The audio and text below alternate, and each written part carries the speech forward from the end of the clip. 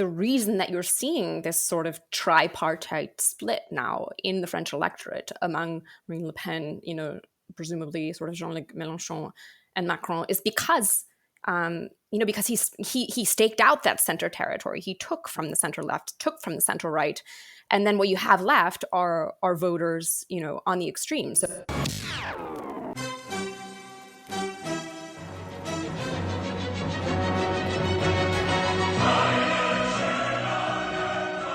In the spring of 2017, Emmanuel Macron upended France's political system by breaking ranks with a socialist administration and running for president as the leader of a new party that bore his initials, En Marche. 5 years after that victory, Macron has again triumphed against Marine Le Pen in the runoff of the presidential race. To be sure, turnout was historically low, and Le Pen climbed from 34% of the vote to 41.5%. Yet, Macron is the only French president in 20 years to win a re-election bid. Furthermore, his towering standing in the French political landscape seems matchless. The two traditional governing parties, the center-right Les Républicains and the social democratic Parti Socialiste, are both in utter shambles, whilst their French competitors, Le Pen's Rassemblement National and Jean-Luc Mélenchon's La France Insoumise, are not perceived by most voters to be credible governing alternatives. With the field wide open, for now, for Macron's lock on the presidency, what's next for the country? Will the near future see the beleaguered right and left rebuild themselves? Will Macron's second term be more of the same? Now, to discuss these questions and more, we are joined this week by New York Times Magazine contributing writer Elisabeth Zerofsky and veteran correspondent of all things French, John Lichfield. This also happens to be our finale of Season 4, but do not worry. We will be back in September. Listen in to the end of the episode for a hint of what's next for the podcast. And as always, please rate and review Uncommon Decency on Apple Podcasts and send your comments or questions either on Twitter at undecencypod or by email at undecencypod@gmail.com.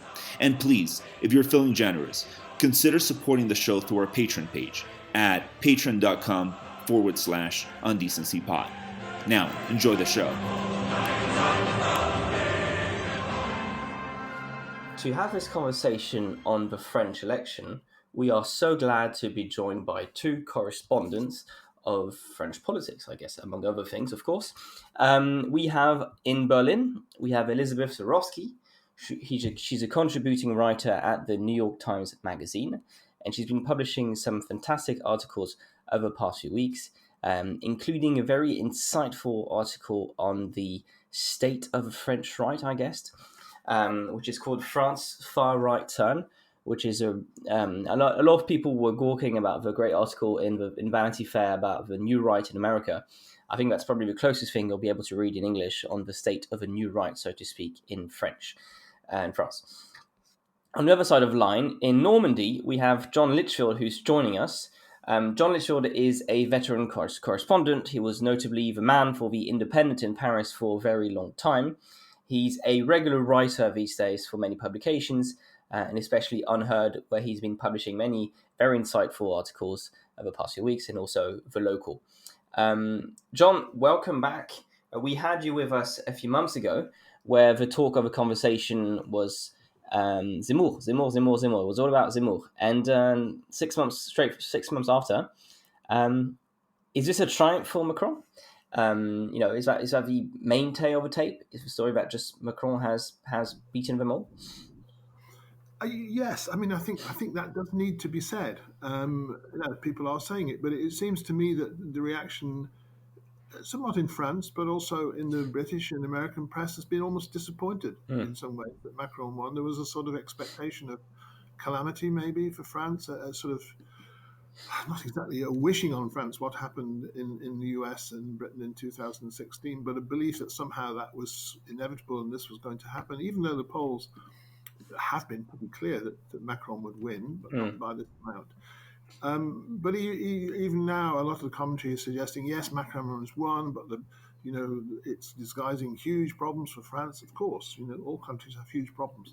But and I agree with some of the things that are being said about the problems that lie ahead for Macron, not just Macron, but all, I think, countries in the next 3 or 4 years. But I think we do have to stop and say, yes, this was an extraordinary achievement. He's the first president to be re-elected for 20 years. He's the first president, in some ways, ever to be re-elected without having lost power first in the parliamentary election in the whole of the history of the Fifth Republic, despite having had the most troubled mandate of any president, arguably. So, yes, it is an extraordinary achievement. You can argue that it's circumstances that partly did it, but it is an extraordinary achievement. What also makes it extraordinary, I think, is the fact he hardly campaigned, I think it's fair to say. He only kicked off his campaign pretty much a month and a bit. And it's actually quite striking. If you ask people, maybe even in Macron's rallies, what they were looking for in his campaign for a Macron second term, I think the only policy item that would come to mind is maybe increasing the pension retirement age, legal age, from 62 to 65. But even that one was pretty unpopular generally across France. So he's essentially won on his name only, Elisabeth. I would have to agree with that. Yeah, he didn't campaign very much, and I would generally, agree with John's evaluation of Macron's victory. And if you think about what he has just presided over for the last 5 years, a pandemic, inflation, war, several really horrible terrorist incidents, that sort of thing, and he was responsible, or he was in power during all of that, and still managed to be reelected with a pretty generous margin.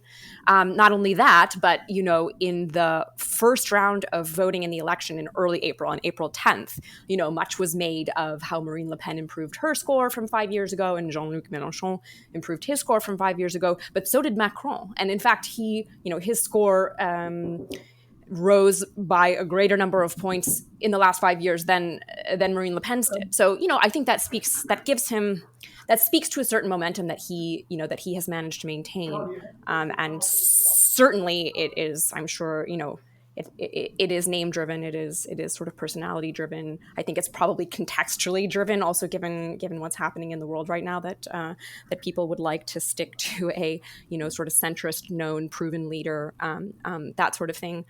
But given that the party system is the traditional party system is somewhat in disarray, you sort of have this traditional party system being replaced essentially by these big names. So that is what's keeping him afloat, certainly.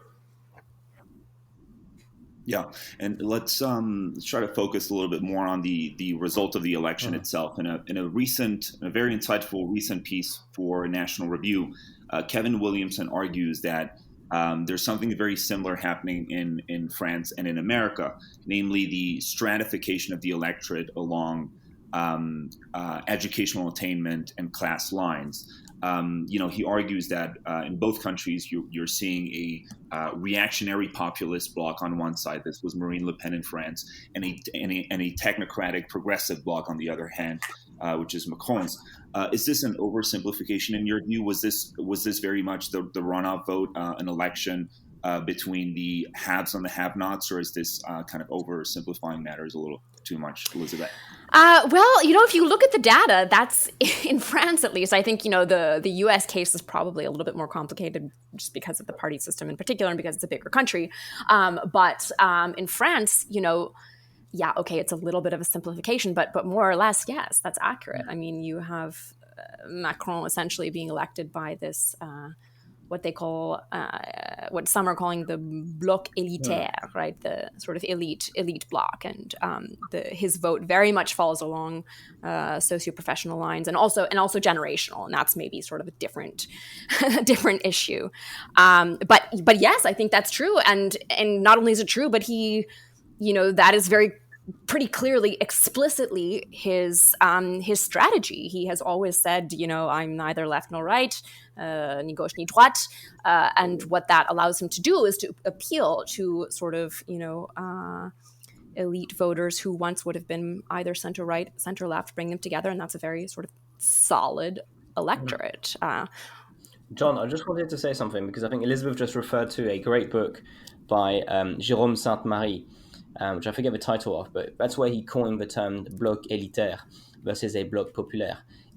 Are we in this kind of strange situation where in the past, left and right would be able to largely cut across classes, where you'd have, some of the wealthy on the right, some of the wealthy on the left, more working class voters on the right, more working class voters on the left.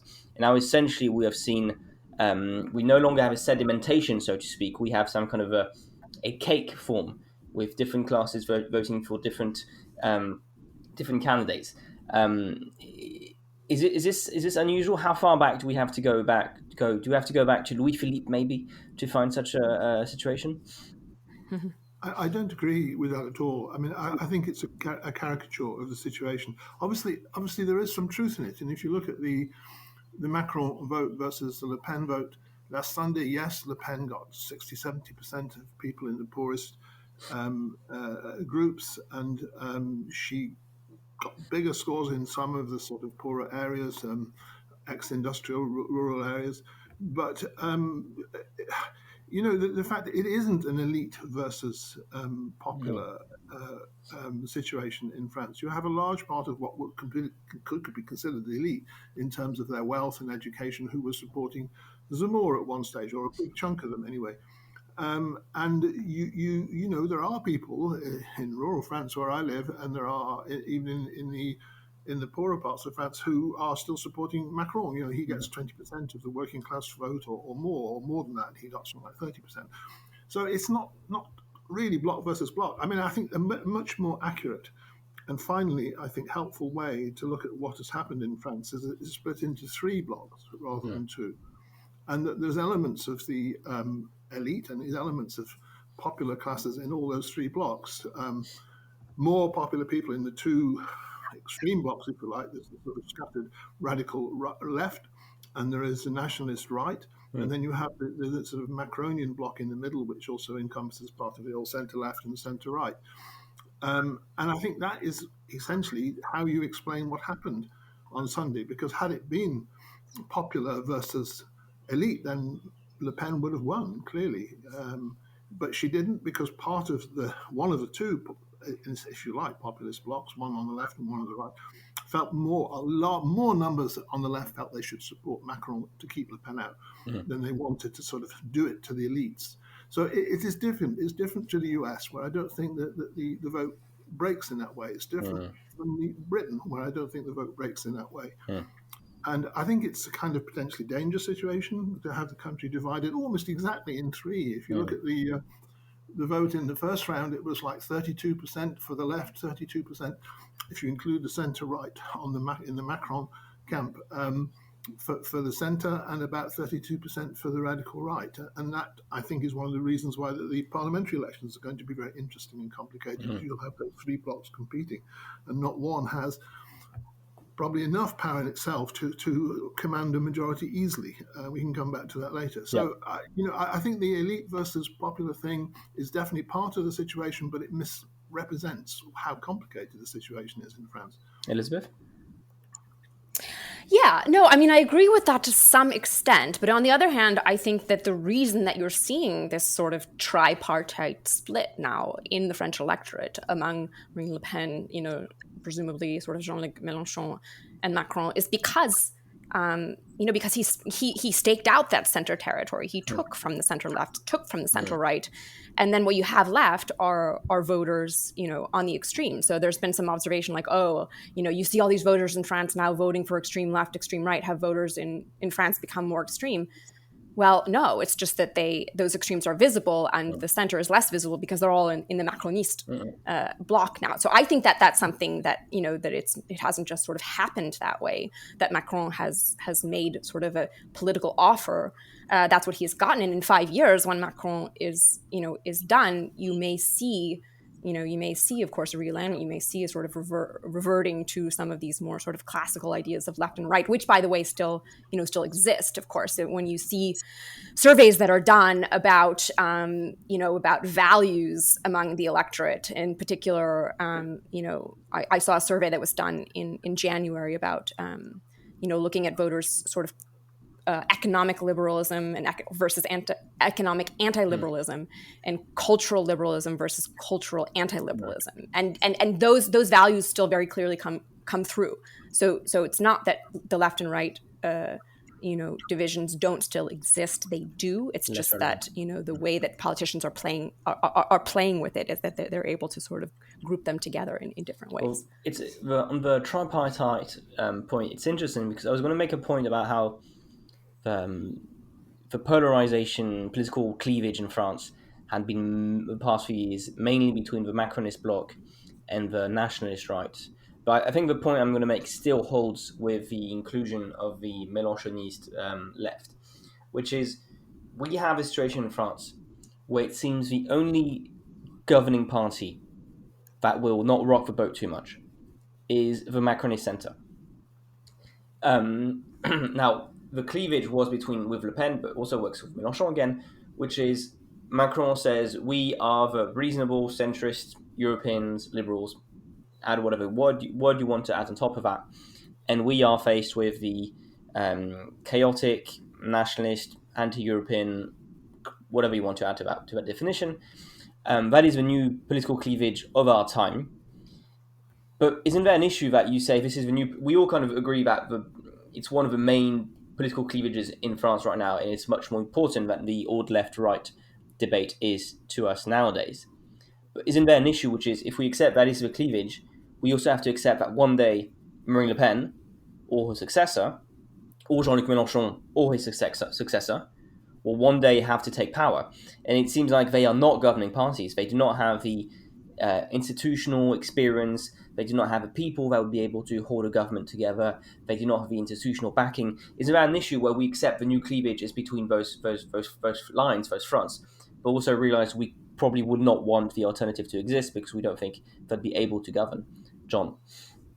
Yeah, I mean, I agree with a lot of that, Francois, and I think that is the danger of the present situation. I mean, you have a situation where, France loves to change its government every 5, or it used to be every 7 years or so on. Now it's kind of hard for them to do so, and in a sense, that's what weakens the claim I made at the beginning. This was a great triumph for Macron. In a sense, Macron was the only alternative for continuing something like the status quo. And I suppose the sort of anti-risk element in the end benefited him. So I think that is right. That here's a country that likes to change, that likes to alternate every so years. It's now had the same people in power. Will have had the same people in power for 10 years. That the wish for an alternation, for a change in 2027 is going to be very strong. Yeah. And whether the sort of Mélenchoniste far left can by then, or hard left can by then, have created a sort of, something like approaching a majority, I doubt. I think it's much more likely to be a strengthened movement of the nationalist right, which will not, I believe, be led by Marine Le Pen, nor will it, I believe, be led in terms of electoral offer by Eric Zemmour. I think the person to watch is Marion Maréchal, Marine Le Pen's niece, who's moved over to the Zemmourist camp, and I think it has done so in the hope that she can emerge as the leader of this stronger party or movement of the nationalist right, which will encompass the Zemmour movement, maybe parts of the Le Pen movement, and parts of the scattered centre-right Républicains. And I think that is going to be the interesting development in French politics over the next 5 years, and it's quite possible that she or someone who leads that movement could win it next time, which would then completely transform the post-war consensus in France. Whether it would be more extreme or less extreme than the Marine Le Pen offer is open to question. In some ways, I think it would certainly be more attractive to people because it would hide some of the more radical elements of Le Penism. But from me, from a pro-European point of view, I think that would be an extremely dangerous development. Elisabeth, is France a one-party state? Is France a one-party state? Well, I mean, again, I sort of think that you're going to see these divisions, or the sort of more traditional divisions, reassert themselves. I mean, I actually spoke about this topic with Marion Maréchal when I interviewed her last fall. And, she will talk about this sort of bloc élitaire and bloc populaire. And, the point that she actually made, and it's not just her making it, it's all sorts of other operatives and political scientists and the people that she works with, is that, first of all, that the Bloc Populaire is much more heterogeneous than your Bloc Élitaire. So that's why, they believed, first of all, that Marine Le Pen would never be able to get a majority. And second of all, the idea that, one of the sort of so-called extremes, again, we're simplifying a little bit, but just for the sake of discussion, one of the so-called extremes would be able to actually garner enough voters to cross the 50% line is unlikely. And so she actually doesn't really believe in that division. And if, I can say, if we're going to watch what she's up to in the next 5 years, I think that what her goals will be is to try to reassemble a much more sort of traditional looking right-leaning coalition of, right-leaning working class voters, along with your sort of more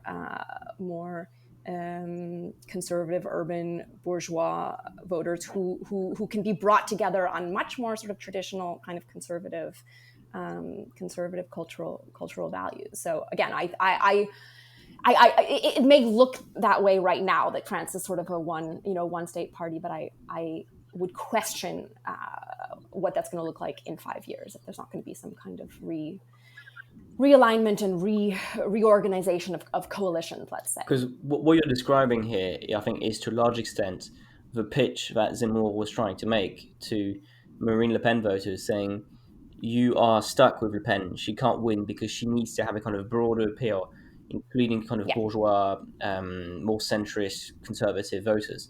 And has she failed to that extent? Has she improved at all? And I think this is an opportunity to talk about kind of a general landscape on the right. There's a legislative election coming up in a few weeks' time, which will be an opportunity for all parties to take their revenge on Macron, to try something.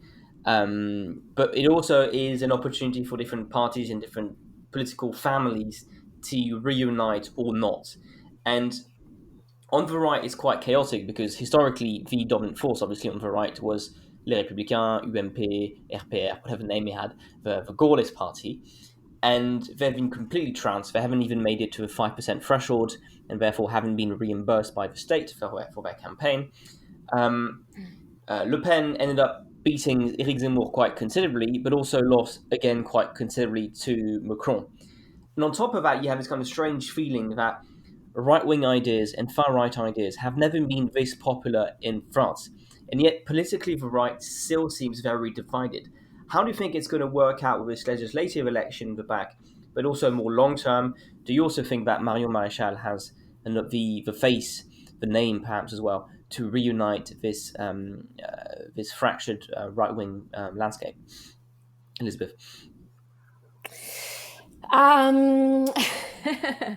That is, let's see. So, sorry. So the question is, how will the right fare in the how can the right fare in the upcoming legislative? Build, collapse, reunite. I think on the one hand, it's absolutely true Zemmour was not able to do that. I think,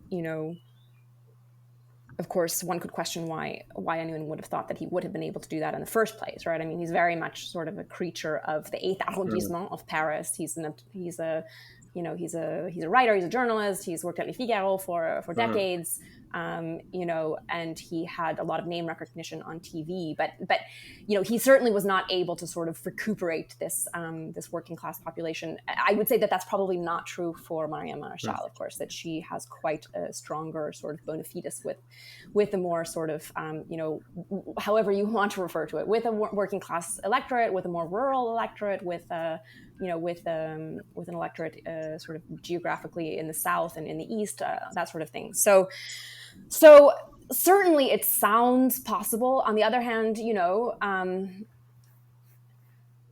I think there's still an open question about the effect of the name Le Pen, right? I mean, certainly the sort of historical associations of it. I mean, you have to say that given Saturday's results, Marine Le Pen getting 41% in the second round, that there has been kind of a weakening of the historical associations with the Le Pen name, and certainly its generation as well. I mean, that's my understanding, is that you have a lot of older voters who still would not vote for Le Pen, and that may change in the coming 10, 15 years. But still, it's a question: is she the person who can do that? I don't know, or if it's even possible. But if it is possible, will it be her? I think that's still unclear. John, we had you on with Elisabeth Moutet a few months ago when the Zemmour phenomenon had just started, and there was a lot of enthusiasm around his campaign, or fear, depending on who you asked. And there was a feeling that Marine Le Pen was done. She had been crushed in 2017. She had also been badly beaten in the latest regional elections. So there was a feeling that it was done, it was all over. But I remember you were telling us, careful, she is quite strong with a working class base. In my little village in Normandy, a Gilets jaunes village, she remains very popular, and I'm not entirely sure Zemmour will be able to tap into that electorate. That was pretty well spotted. So how do you see the landscape evolving? I know Zemmour is asking for a union nationale of a right-wing landscape to field some kind of united tickets in the legislative election. How do you see this whole situation evolving? Yeah, I did say that at that time, and I think it's so.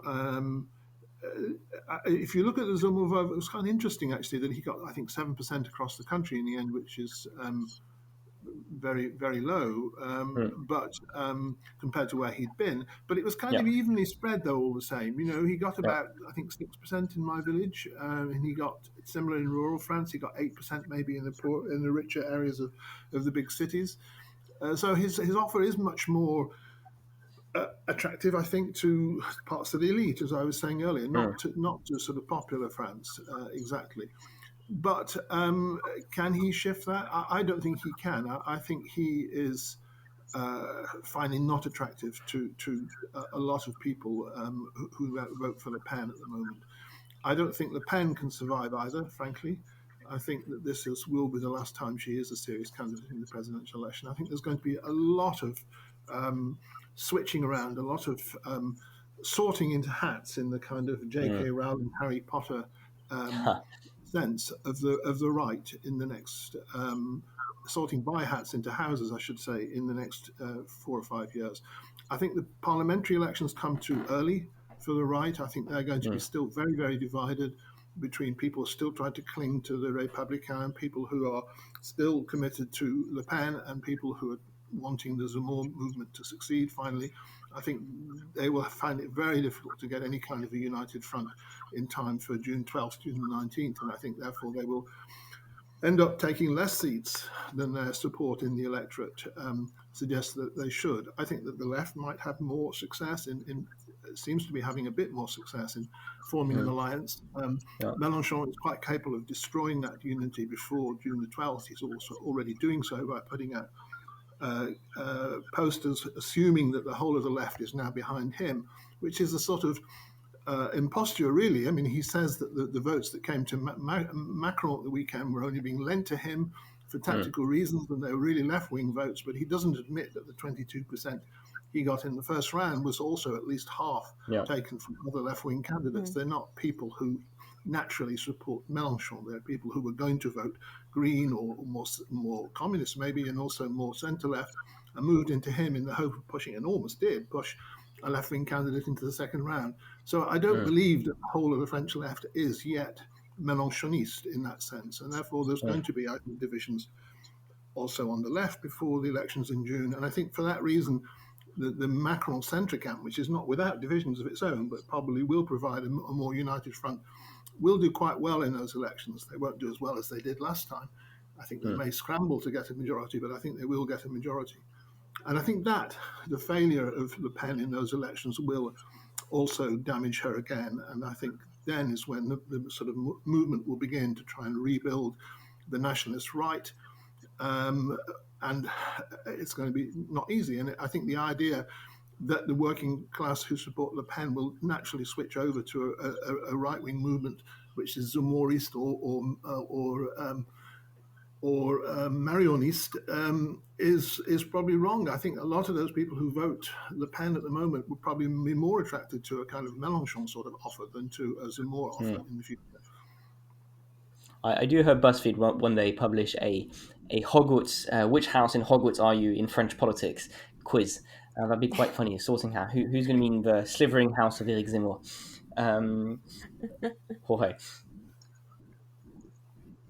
Yeah, let's turn to Jean-Luc Mélenchon now. I mean, Jean-Luc Mélenchon this time came even, he narrowly missed his chance to be in the runoff. He came closer to getting into the runoff than he did in 2017. He got 21% of the vote, which was about 1 point, a little bit over 1 point below Marine Le Pen.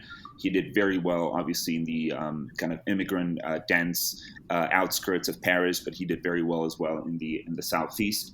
And he's now calling for the whole electorate to essentially put him on top in the legislative race and to be selected as prime minister. Does this election herald the consolidation of a third block of left-wing anti-austerity and pro-migration politics in France? Elisabeth? I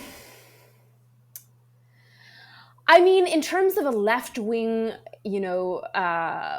pro-migration, anti-liberalism bloc, I mean, I think that already exists to a certain extent. It just has been poorly organized or has been split up amongst either a lot of different candidates or amongst, unpopular unpopular candidates have been put forward to represent them, such as Anne Hidalgo.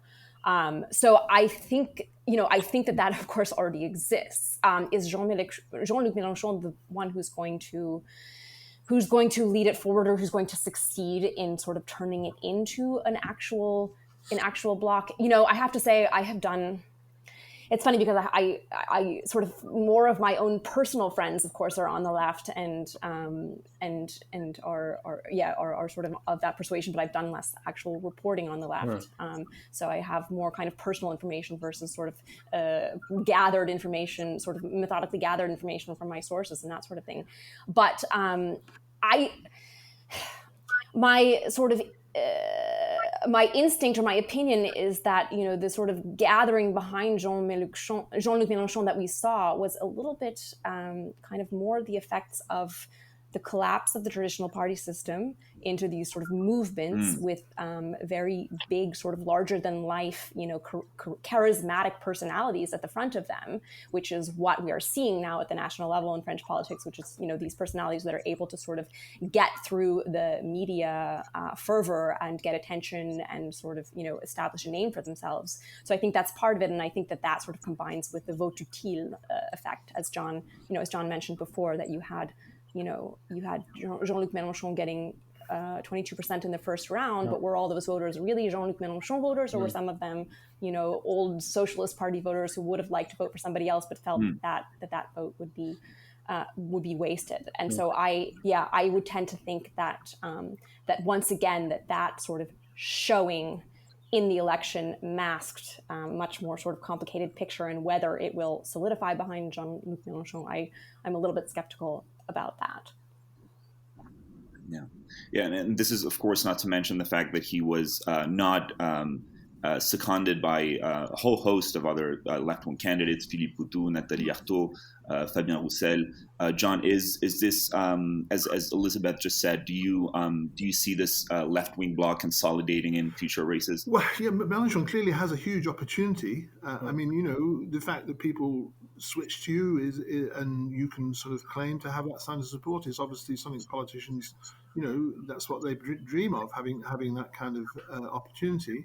Mélenchon is, I think, the greatest orator in French politics at the moment. He's a very, very powerful performer in the flesh. I've seen him over many years. He's an extremely disagreeable man, and he could cause a quarrel in a room in which only he was present. And he's hated by the other left-wing leaders, and he's going out his way now, I think, he seems to me to be heading in the direction that he always does, which is having, united suddenly, he breaks it apart. And putting out these posters saying that I'm going to be the prime minister, that there's a Front Populaire behind me, which hasn't yet been agreed, when there's no agreement yet with the communists or the Greens or the Parti Socialiste on how that would be split up between their different candidates and what kind of platform he would run on. The fact that he has a lot of baggage himself as a sort of Putin, not exactly a fellow traveller, but a Putin defender, anti-NATO, anti-EU, all those things mean that there isn't really a single left-wing bloc ideologically, and Mélenchon may not be the right person to try and pull one together. So I'm suspicious about whether the idea if there is going to be a united left front at these elections can work. They have an opportunity. I think they may end up with quite a big block of votes, of seats. But the idea of him being the next prime minister, I think, is for the birds.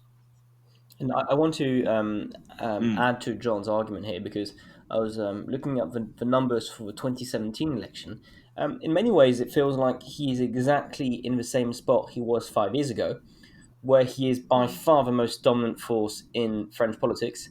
He once again managed to get a kind of snowballing of tactical votes behind him at the last minute to crush his opponents. Benoît Hamon's at 6%. There was no Green candidate. He was basically the only strength on the left, unless obviously you consider Macron back then to be more of a leftist than he is nowadays. And then between 2017 and 2022, he has completely failed to build a kind of larger coalition, partly because of personal reasons, partly because of political reasons. And he's lost basically every election there has been since 2017, and not just lost, he got crushed in every single one of them. So I'm wondering whether this just is simply a repeat of that, where he got a bit not lucky, but the format of a presidential election works best for him and his party, and then once the momentum of this kind of falls down, he actually might also suffer. Yes, I'll speak briefly so Elisabeth can comment on that as well. There's another thing I think also, Francois, that he scares people on the right as well, Mélenchon. And I think a strong Mélenchon run, or even a mediumly strong Mélenchon run, could bring a lot of right-wing votes, moderate right-wing votes, into the Macron camp in these elections. That's another reason why I think the Macron camp, if they can keep themselves together, which is not a given, may do better than people think. I think Mélenchon is not a leader of people in the immediate sense. He isn't someone that can bring together coalitions very well. He's someone that can inspire people. He is a very good speaker. He has a sort of very strong ideological line. But the fact that he is so much associated with a kind of not pro-Islam, but a kind of very friendly towards Islam, and some people suggest friendly towards radical Islam point of view, annoys and angers and upsets, worries a lot of people on the left, never mind people on the right. So there are a lot of reasons why that alliance will be a very difficult one. And if it starts to be successful, will, I think, bring right-wing votes onto the Macron side in the hope that Macron can fight off any possibility of a Mélenchon prime minister. The party of order. Elisabeth, any thoughts?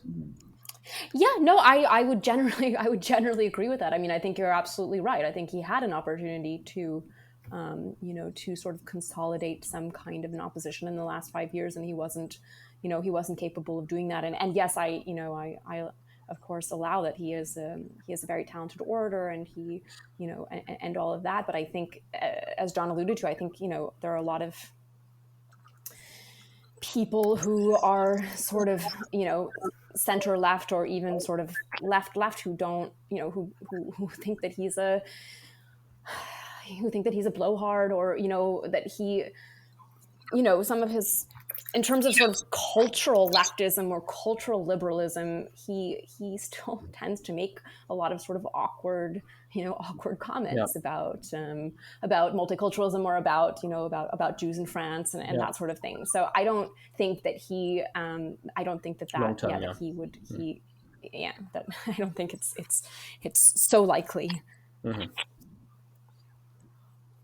Yeah.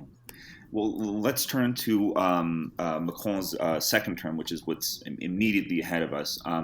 What will this second term look like? I mean, obviously the campaign was markedly short on details.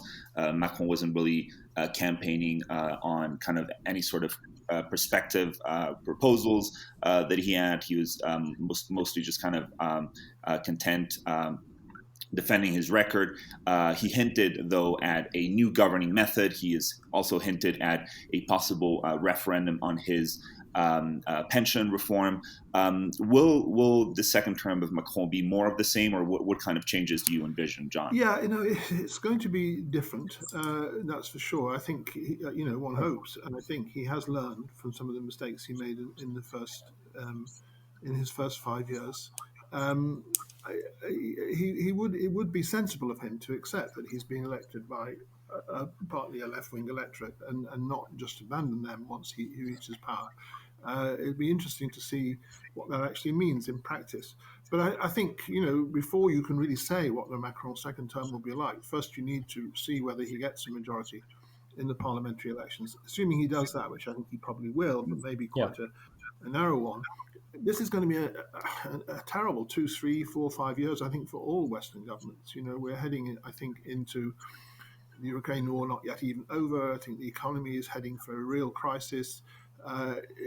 Some of the things that Macron has promised in this second term, like continuing to reduce unemployment down to 5% to full employment, to put the French budget deficit back to 3% of GDP, all those things are going to be impossible, I think, in the next 5 years if the economy goes as bad as the world economy, and therefore the French economy goes as badly as people fear.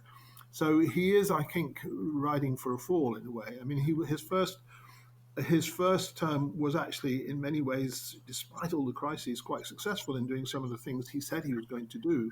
Not the pensions reform, he had to pull that, obviously, because of COVID. But, unemployment did come down quite sharply. Some of that is to his credit, some of it was what was happening more widely in the economy of the world. This time he's going to be faced with much more difficult headwinds, even despite, all the problems he had in the first term from COVID and Ukraine war and the Gilets jaunes and so on. I think he may be heading into a very, very difficult 5 years.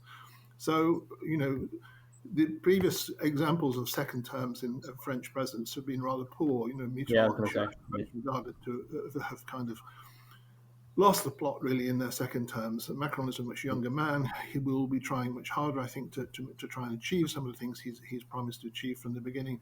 But it's going to be very tough for him.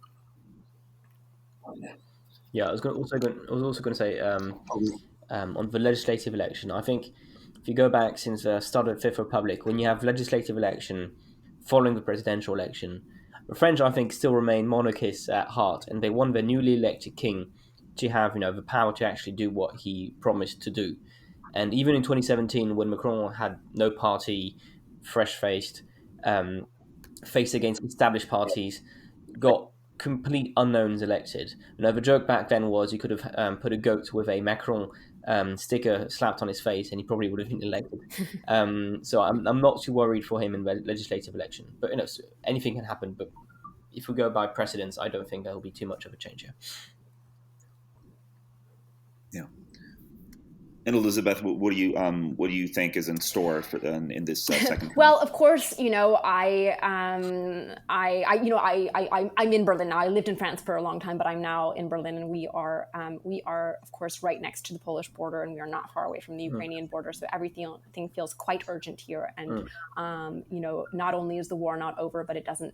It seems like much of the next couple of years is going to be dominated for Macron and for France by the war, by a European Union, by defense issues, by also inflation and supply chain things related to that, and the sort of energy issues, that kind of thing. So I imagine that will those will be very, very urgent and taking up much of Macron's time.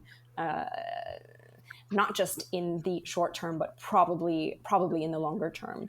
And then secondly, of course, when Macron ran for the first time in 2017, he was coming sort of more freshly out of the Parti Socialiste. He had a little bit more of a leftist kind of bent on cultural issues. He, of course, talked about the crimes of colonization and that kind of thing. And then once he was in office, he has, I think the consensus is that he has governed, much more sort of on the right in terms of cultural issues, and some of these initiatives that we've seen, loi against separatisme and that sort of thing, which have certainly sort of rankled his left-wing voters, and one of the sort of things that gets overlooked about the vote on Sunday, just this past Sunday, the second round vote, is that the abstention rates in the second round in the banlieues, and I saw one chart actually looking at abstentions among Muslim voters in the second round, was extremely high, which just shows that they have, French Muslims have I don't want to make generalizations, but probably a lot of them have sort of lost confidence or are unhappy with the way that Macron has governed. And since he will not be facing re-election pressures in the next 5 years from now, he has an opportunity to potentially make a sort of culturally leftist offer that has been missing in France in the last 5 years. And this is something that a lot of people on the left have been talking about, ideas about, presenting a more sort of inclusive idea about how France, sort of inclusive idea about cultural politics, cultural identity of how France could move forward. So he would have an opportunity potentially to do that. I don't want to be overly optimistic that he will, but he could, and I think that we should look for that. Yeah, and obviously one of the first signs of that will be his next prime minister, which it's fair to say nobody knows who that's going to be. The speculation on this has been extraordinary. I think basically every woman in French politics has been floated as an option. Basically, and even a retired woman in French politics have been floated. So that'll be, I guess, a first sign of whether he wants to maybe tack a little bit to his left. But Elisabeth, you're in Berlin right now. Yes. Is it fair to say that in the current state of European politics, Macron is basically the last leader standing? Is there anyone else that will be able to be his equal at the European level? Well, of course there has been a lot of sort of hand-wringing about the German government, both in its current form and sort of the lingering effects of previous German administrations. And I think that's fair. But I think also that you're seeing Scholz being pushed, and I think you're seeing the German government being pushed, and they're just, I think by nature they're just reluctant to act and to make dramatic actions. But you are seeing pressure on them now to, continue sending weapons to Ukraine, to curtail, purchasing oil from Russia and that sort of thing. So, though it seems that the German government is sort of shaky and uncertain and moves one direction and then moves in the other direction and needs to be pressured constantly, I think that they shouldn't be discounted. So, and of course, of course, Macron has great weight as a sort of diplomatic presence, and he's very active, he's very visible, he's very audible. But in the end, Germany is a larger economy. It is, that it is at the center of sort of energy politics, and also within the German government, you have the Green Party, which is part of the governing coalition, and which, Annalena Baerbock is the foreign minister. She has been much more sort of assertive, even aggressive about both energy policy and defense policy with regards to Ukraine, and so I wouldn't discount the Germans quite yet. John, can Macron be a great European leader that will leave a profound mark on the EU, to the extent that we think of maybe someone like Adenauer or Mitterrand? Yes, and I think he probably thinks he can, and I think he obviously is now, having been re-elected and having already in some ways foreshadowed in some of the things he's had in the first term and even before he was elected about where Europe should go. He's been proved to be right to many to some extent, about the need for a sort of thinking Europe that it defends its own position in the world, both militarily and diplomatically, and has a sense of a kind of European sovereignty to defend its position against the rest of the world, not just against China and Russia, but implicitly against the United States. So all those things have moved in his direction. But I agree with Elisabeth that finally, I think Scholz will emerge as a strong leader in Europe as well, just partly because as leader of Germany he has to. Also, I think there's a kind of resistance within the European 27 to anyone who wants or says or assumes that he or she is the leader. And I think one of the reasons why Merkel was so successful in being the leader in Europe was because she was such a diffident leader. She didn't sort of force herself on Europe in that sense. And I think if Macron tries to do that, there will be a lot of resistance to him. So he has to play that carefully. He certainly has to form a strong alliance with Scholz. That's the only way he can really move forward on any of the things he wants to move forward on. But I think he already, I think, is a significant figure in the history of the European Union and will continue to be it. But he needs to play it carefully. Okay. I think it's a good place to wrap this up.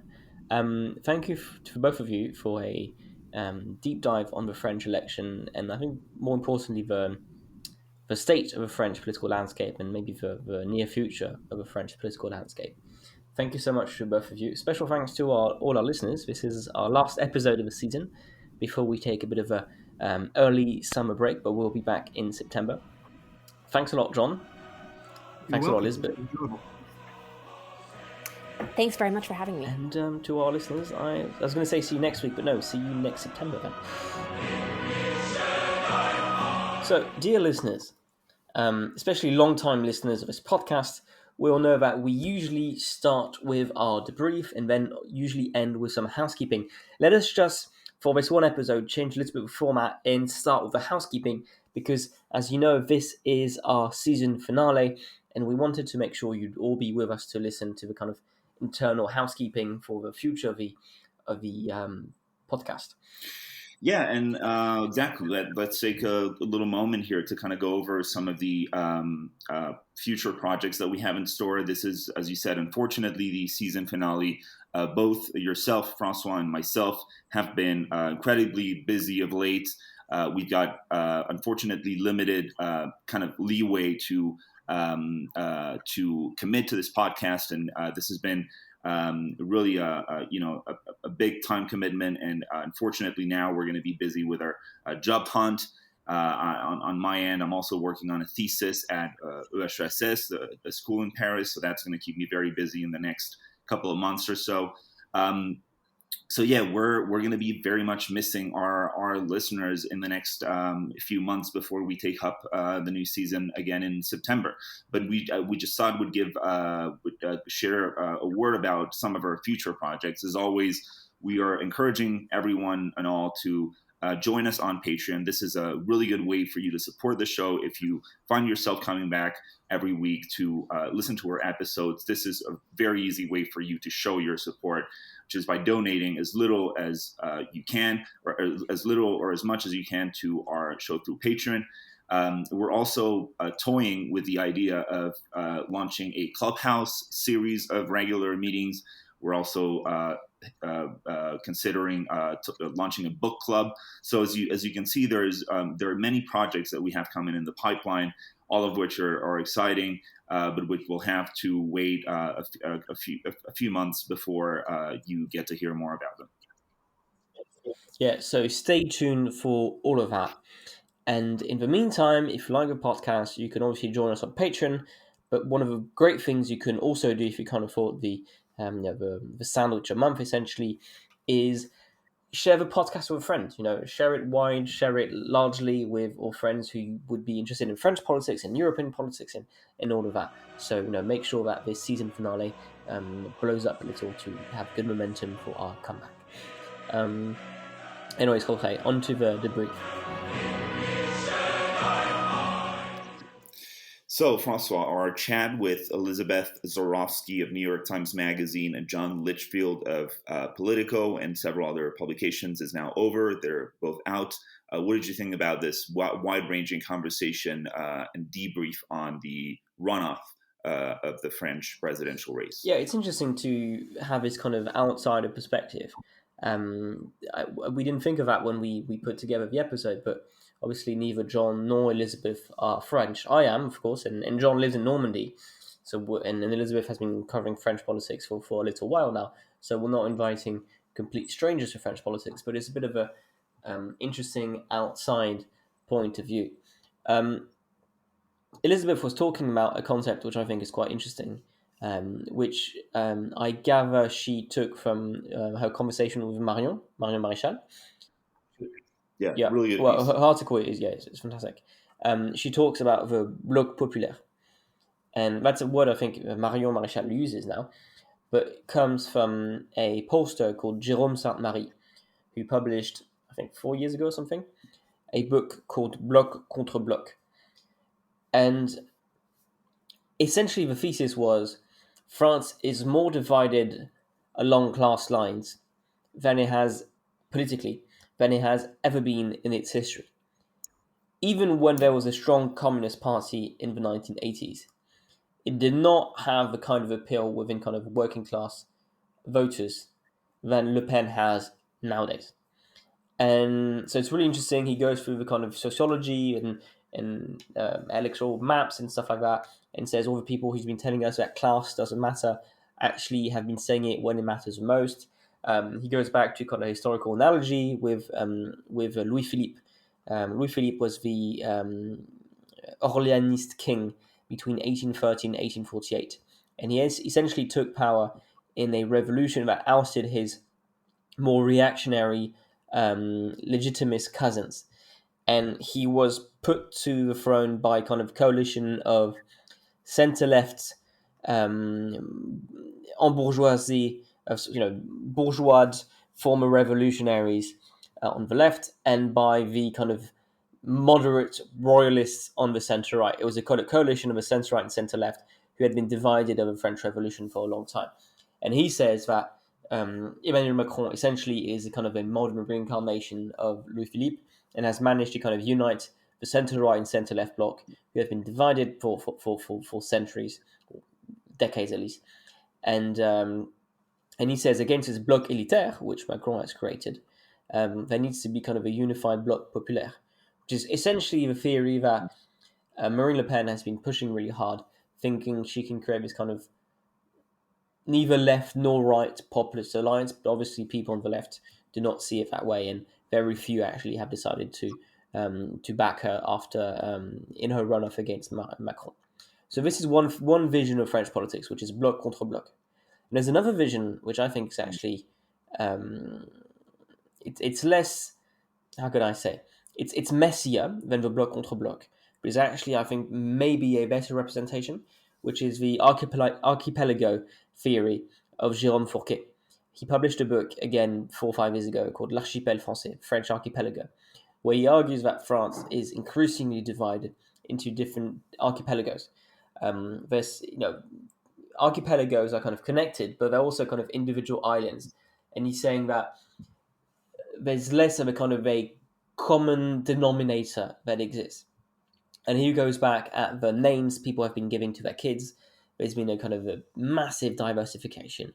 The kind of historical French names have been less and less used over the past decades, and we're going for a lot of Arabic names, a lot of American names, a lot of kind of strange made-up names, which is showing kind of an individualization of even the family unit to some extent. And so he explains, yes, there is maybe a kind of a bourgeois bloc around Macron, and there's maybe a popular bloc around Marine Le Pen, but it's so much more complicated. And the people in the banlieue don't really fit that narrative. So yeah, it's a really, really interesting vision of French politics, and it was one of the bestsellers when it got published. I think it was interesting to have kind of both visions in that conversation.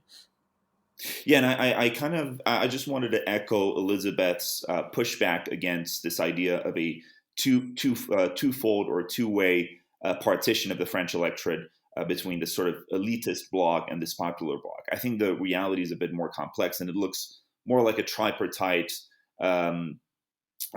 fragmentation of the electorate. You've got obviously the sort of the as you just explained, the center right and center left coming together in this unified bourgeois bloc. Then you've got the right wing popular vote, and then you've got the the far left popular vote bloc, which is Mélenchon's kind of belt around Paris, right? He did impressively well in pretty much every single outskirt of Paris. And particularly well among immigrant communities. He did also rather well in the southeast for reasons that are, I think, a little bit more complex. But so I think it looks more like a tripartite partition. And at this point, I think I'm going to sort of undermine my own argument, the argument I made in the episode, which was to, when I asked our guests, isn't this what's happening in America too? Isn't France going through the same kind of class and educational stratification? I mean, in America right now, you kind of have the same thing happening with the Democratic Party increasingly cohering around the coastal elite kind of electorate, and the Republican Party representing the more sort of working class reactionary base of America. And I think I think you're seeing part of that is happening in France. I mean, part of the stratification is along class and educational attainment lines. If you look at the election data on how many years of post-bac education Marine Le Pen's voters had gotten as opposed to Macron's voters, it was a stark contrast. I mean, Macron was definitely the candidate of the more highly educated segment of the electorate. But yeah, I think I'm also really looking forward to the legislative race. We'll have to see if the right-wing parties are able to run a single ticket and thus consolidate the popular bloc, what Zemmour calls l'Union nationale or le camp national. Yeah, we'll see what happens. I want to talk a little bit about Marine Le Pen and her runoff performance. We all remember that back in 2017, when she made it to the runoff against Macron, she ended up shooting herself massively in the foot against Macron. I'm saying this because we didn't talk about the debate this time. The reason we didn't talk about the debate this time is because it was bland. She didn't do very well, I thought. I thought Macron was a lot better than she was. Macron also did this very tactful thing where he managed to actually make it seem like she was the, not the incumbent, but she had something to defend. She had un bilan. How do you say bilan? Balance sheet. Yeah, she had a balance sheet to defend. And Macron was the outgoing president, but it feels like she had to defend her votes in parliament. She had to defend this and this, and she hardly attacked Macron on anything during his term, which I thought was strange. But more generally, she went again for this kind of strategy of the reserve of votes are going to be, it's going to be on the left, and therefore I need to make sure I send them a lot of kind of signals to that electorate, so they vote for me. In the end, she got, I think, 12% of the Jean-Luc Mélenchon vote. Yeah. I think something like 35% voted Macron, and the rest abstained or did a blank vote. 12% is not great. And the reason she got 12% is because for the past 2 weeks, Jean-Luc Mélenchon has been saying, not a vote to Le Pen, not a vote to Le Pen, not a vote to Le Pen, not a vote to Le Pen. And so in the end, I think that worked, and she didn't get much. But it actually begs the question of how would she be able to win a runoff? Because sure, she's made progress since 2017, and you could probably argue that she should have been at 42% 5 years ago without a kind of catastrophic runoff performance. But how would she make it to 50% plus one? And I think at some point she has to manage to talk to a kind of more bourgeois right-wing electorate, because it seems that left-wing voters, even if they have kind of agreements on the platform, will never quite accept to vote for Le Pen for kind of cultural reasons, I guess. They kind of just they can't accept that they'll vote for Le Pen for different reasons. But yeah, so the theory that she'll keep rising and rising and rising, maybe it's true. I think generally the trend has been in Europe that populist right parties have been increasing. I was reading in Unheard, I think, someone making the case that essentially the strongest correlation for populist right parties is the number of the expected share of Muslims in the population in 2030, which is actually, I think, apparently a pretty neat correlation. France being France, that's definitely something that's going to keep driving the far right over the next few years. But I'm not sure mechanically she's going to get 50+1. I don't think. I think she has at some point to accept she needs to exert her leadership, or someone has to exert his or her leadership on the right-wing landscape, because I'm not sure this slightly quixotic appeal to the left is going to be enough.